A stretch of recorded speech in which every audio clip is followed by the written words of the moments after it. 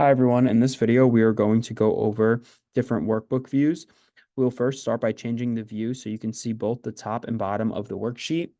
So if we go to view, we'll go to the right, we'll hit split.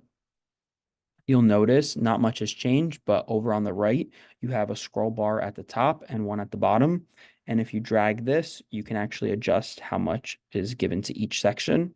So this just allows you to scroll to two different places of the workbook at the same time. To turn this off, we'll just hit split again. The next thing we're going to do is configure the worksheet to always display rows 1 through 9 in column B while scrolling. So that we're going to do something called freeze panes. Best practice is you have to be one under and one over.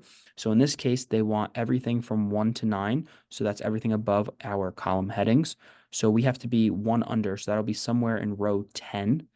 And then they want column B, our salesperson, to stay as well. So we have to be one over. So that's somewhere in column C.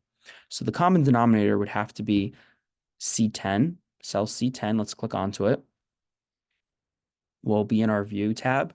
We'll go to freeze panes. So now when you scroll up and down, all your headers stay. And when you scroll left and right, your salesperson also stays.